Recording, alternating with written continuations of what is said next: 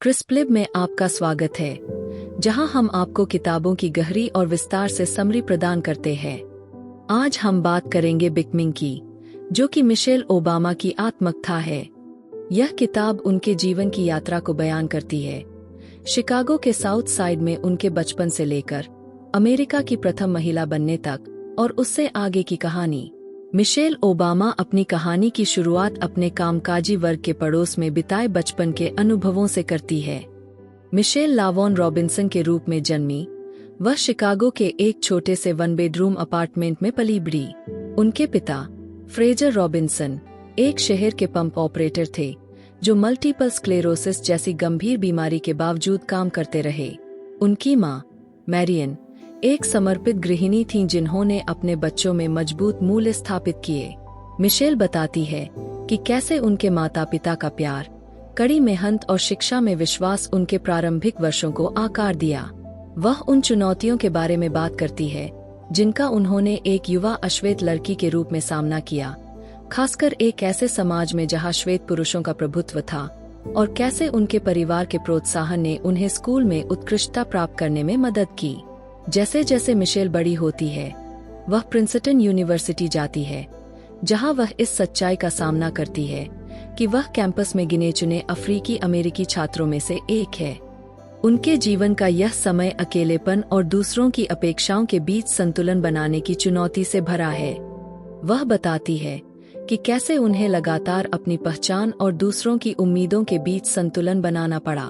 इन चुनौतियों के बावजूद मिशेल ने समाजशास्त्र में डिग्री के साथ स्नातक किया और बाद में हार्वर्ड लॉ स्कूल से कानून की डिग्री हासिल की।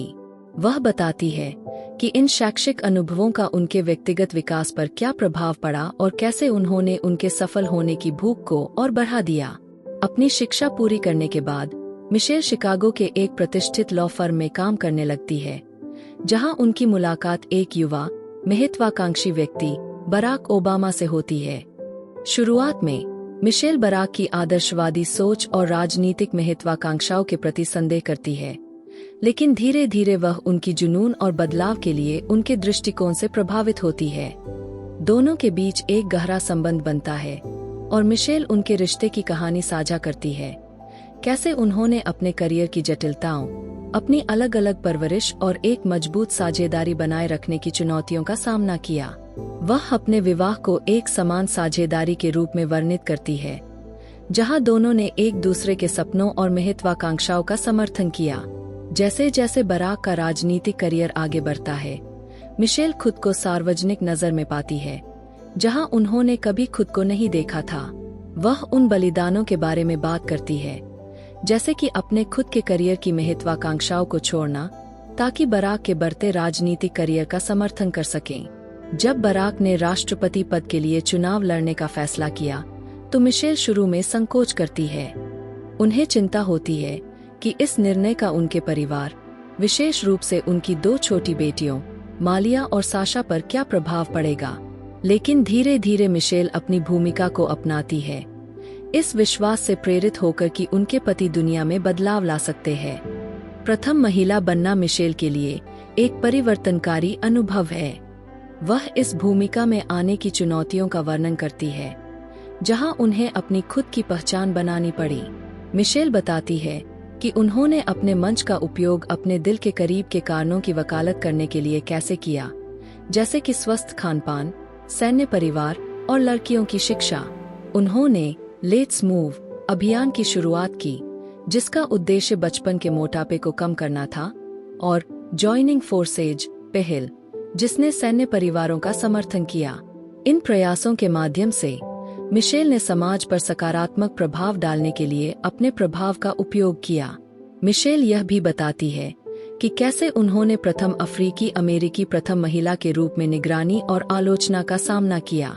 वह हमेशा परफेक्ट दिखने का दबाव, जिस नस्लवाद और लिंगवाद का उन्होंने सामना किया, और कैसे उन्होंने इन सब से ऊपर उठना सीखा, इसके बारे में बात करती है।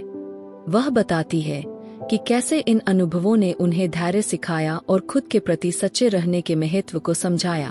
चुनौतियों के बावजूद मिशेल इस बात के लिए प्रतिबद्ध रही कि वह एक प्रामाणिक और सभी के लिए जुड़ने योग्य प्रथम महिला बने, जो सभी तरह के लोगों से जुड़ सके। बिकमिंग का एक प्रमुख विषय पहचान और आत्मखोज की निरंतर प्रक्रिया है। मिशेल इस बात पर जोर देती है कि खुद बनने का मतलब किसी स्थिर मंजिल तक पहुंचना नहीं है, बल्कि यह यात्रा को गले लगाने और इसके साथ आने वाले विकास को स्वीकार करने के बारे में है। वह पाठकों को अपने जुनून का पीछा करने, अपने मूल्यों में मजबूती बनाए रखने और कभी भी विकसित होना न छोड़ने के लिए प्रोत्साहित करती है। मिशेल की कहानी सशक्तिकरण, धैर्य और आशा की शक्ति के बारे में है। व्हाइट हाउस में उनका समय समाप्त होने पर मिशेल इस बात पर विचार करती है कि वह किस प्रकार की विरासत छोड़ना चाहती है।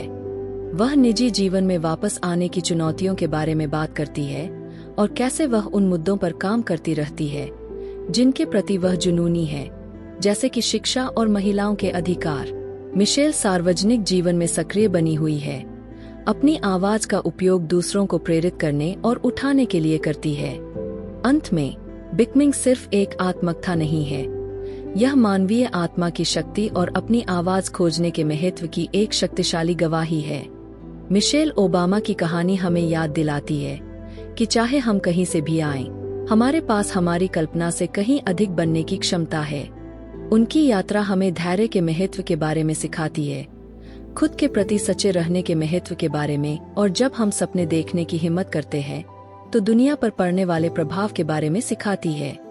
क्रिस्पलिप पर बिकमिंग की इस यात्रा में हमारे साथ जुड़ने के लिए धन्यवाद।